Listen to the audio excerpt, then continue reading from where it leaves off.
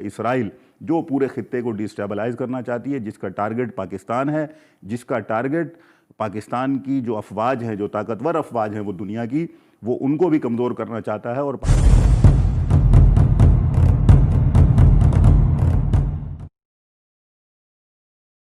کہ وہ اسرائیل جس کا ہمیں پوری دنیا کو یہ ہوا بنا کے پیش کیا جاتا ہے کہ وہ بہت طاقتور ہے، بہت ہی کوئی عجیب و غریب قسم کی چیز ہے، جس کے بغیر شاید دنیا کا گزارا جو ہے وہ ناممکن. جو بھی عرب ملک یہ کام کر رہے ہیں، جو امارات ہو یا بحرین ہو یا اس کے بعد جو بھی کریں گے، یا جو افریقی ممالک ابھی لسٹ میں لگے ہوئے ہیں، ان کی خود کوئی حیثیت نہیں ہے.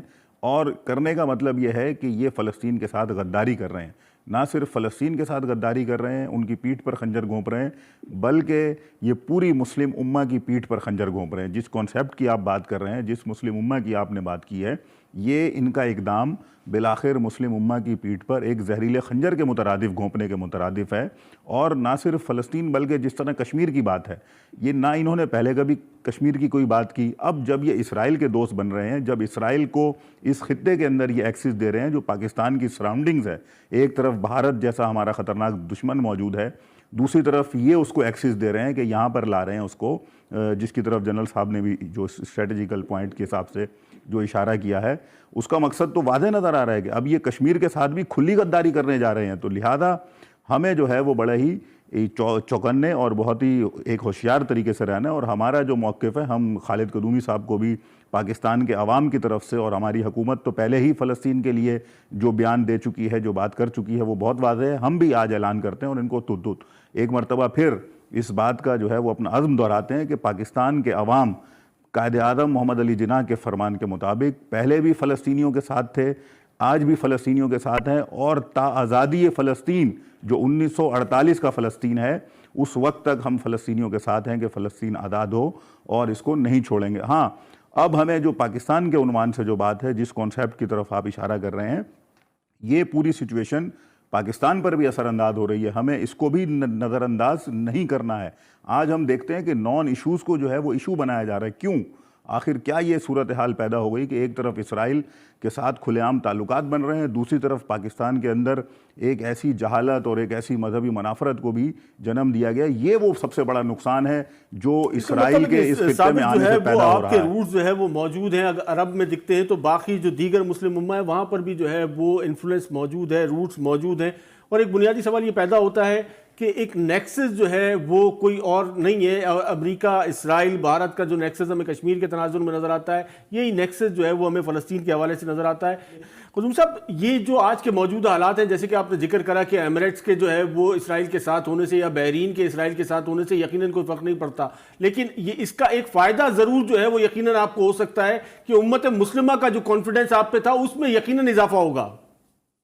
زبردست. دیکھیں، آج ہم کتنے کوشش کر رہے تھے کہ ہمارا فلسطینین کے درمیان میں یونٹی پیدا کیا جائے. آج اس موضوع پر ساری فلسطینی جو ہے نا، ارسپیکٹو کہ جی فتح ہو، حماس ہو، پی ایل او ہو، جو مرضی ہو، سب ایک متفقانہ طور پہ ایک موقف ہے.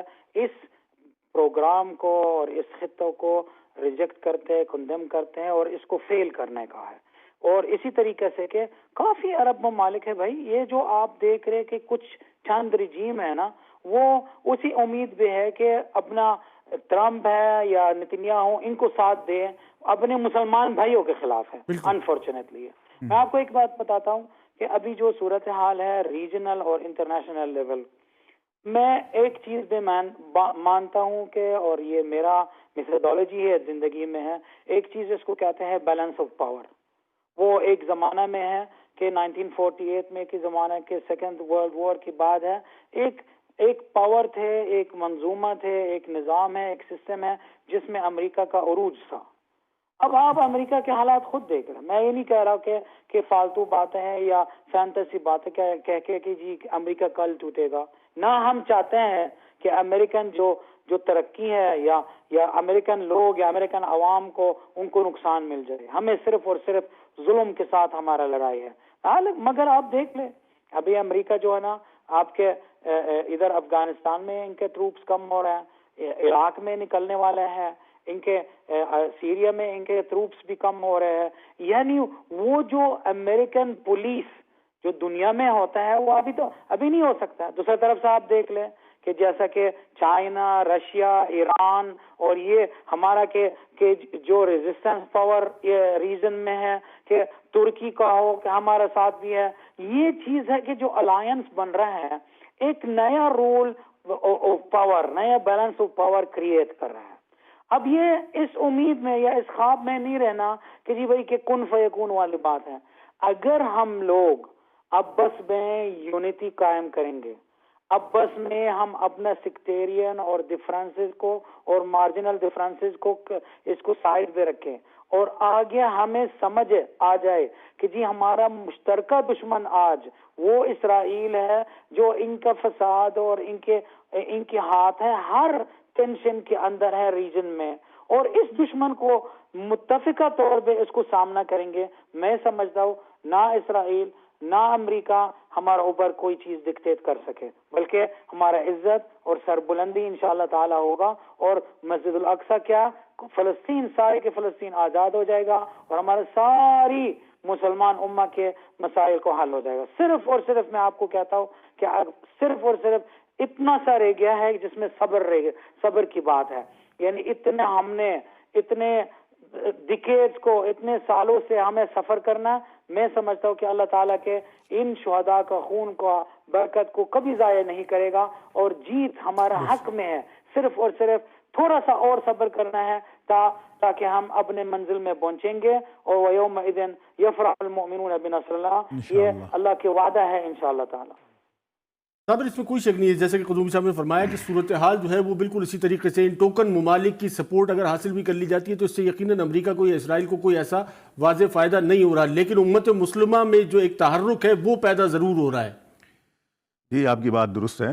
جو ڈاکٹر صاحب نے کہا ہے کہ انشاءاللہ شہداء کا جو خون ہے ان کی قربانیاں ضائع نہیں جائیں گی، اور ہم بھی اسی عزم کا یہاں پہ اظہار کرتے ہیں. اور یہ جو بات ہے کہ جو تحرک ایک پیدا ہو رہا ہے، یہ دونوں طرف پیدا ہو رہا ہے. ایک طرف امید کی کرن جو ہے وہ باقی ہے، اور دوسری طرف بہت سارے خطرات بھی جنم لے رہے ہیں. بہت ساری ایسی چیزیں ہیں جو اسرائیل کی پروٹیکشن کے لیے بہت ساری جگہوں پر جو ہے وہ رونما ہو رہی ہیں. خاص طور پہ ہم اپنے ملک کی جو بات کر رہے ہیں، جس کی طرف ڈاکٹر صاحب بھی اشارہ کر رہے تھے کہ فلسطین میں جو اس کی تحرک آیا ہے وہ یونٹی کی شکل میں آیا ہے. لیکن پاکستان میں جو ایک ویو آئی ہے وہ ہم دیکھ رہے ہیں کہ ایک یونٹی کو ڈیمیج کرنے کے لیے ایک ویو جو ہے وہ جنم لے رہی ہے، اور وہ اس کا تعلق اسی اسرائیل کے عرب کنٹریز کے ساتھ بننے والے ریلیشنز اور جو اس کی تسلیمیت ہے یہ اس سے لنک کرتے ہیں. کیونکہ اب صابر وہ تو الٹیمیٹ ریئیکشن یہی ہوگا جب ریاست جو ہے وہ اس حق میں اس طریقے سے نہیں جائے گی تو الٹیمیٹلی وہ جو پراکسیز جس طریقے سے آپریٹ کرتی ہیں یہی کچھ ہونا تھا. اب اس کی ذمہ داری حکومت پر عائد ہوتی ہے کہ کیسے اس کو کاؤنٹر کیا جائے. دیکھیں حکومت نے تو اپنا ایک فرض ادا کیا ہے. حکومت نے کیٹیگوریکلی اور بہت ہی واضح انداز میں فلسطین کی حمایت کے لیے اعلان کیا ہے اور کہا ہے کہ ہم اس کے لیے اس کے ساتھ کھڑے ہیں، ہم اسرائیل کو تسلیم نہیں کر سکتے. میں سمجھتا ہوں کہ یہی وہ جو اسٹانس ہے جو قائد اعظم محمد علی جناح کا تھا، جو عمران خان نے اس کو دہرایا ہے، اس کی سزا شاید پاکستان کو دینے کی کوشش کی جا رہی ہے. اب پاکستان کو مذہبی منافرت کی طرف، گھسی پٹی ہوئی ان حرکتوں کی طرف جو حالیہ لہر چل رہی ہے اس کی طرف دھکیلنے کی ایک خطرناک اور بہت ہی سنگین کوشش کی جا رہی ہے، جس کا ہم سب کو وہ ادراک ہونا چاہیے. اور میں آپ کے چینل کے توسل سے پورے عوام جو بھی اس کو سن رہے ہیں ان سے یہ اپیل کرتا ہوں کہ فلسطین کے اس میسج کو سنیں جو ڈاکٹر صاحب نے دیا ہے، یونٹی. ہم نے اپنی یونٹی کو برقرار رکھنا ہے، اپنی یکجہتی کو برقرار رکھتے ہوئے نہ صرف فلسطین کے لیے جدوجہد جاری رکھنی ہے بلکہ اپنے مقبوضہ کشمیر کے حصول کے لیے، ان مظلوموں کی آزادی کے لیے، ان کی جدوجہد آزادی کی حمایت کے لیے بھی اپنے درمیان اتحاد اور یکجہتی کو رکھنا ہے. اور اپنی آوازوں کو جوڑ کر اگر بلند کرنی ہے تو عالمی دہشت گرد امریکہ کے خلاف اس کو بلند کرنی ہے، اور اس کی جو یہ ناجائز قسم کی اولاد ہے اسرائیل جو پورے خطے کو ڈیسٹیبلائز کرنا چاہتی ہے، جس کا ٹارگٹ پاکستان ہے، جس کا ٹارگٹ پاکستان کی جو افواج ہیں، جو طاقتور افواج ہیں وہ دنیا کی، وہ ان کو بھی کمزور کرنا چاہتا ہے. اور پاکستان کے جو ایٹمی اثاثے ہیں میں سمجھتا ہوں کہ وہ اس کی بری نظر اس طرف بھی ہے، اور ہم ہر بری نظر کو نکالنے کی صلاحیت عوامی سطح پر بھی رکھتے ہیں، اور مسلح جو ہماری افواج ہیں وہ بھی یہ صلاحیت رکھتی ہیں.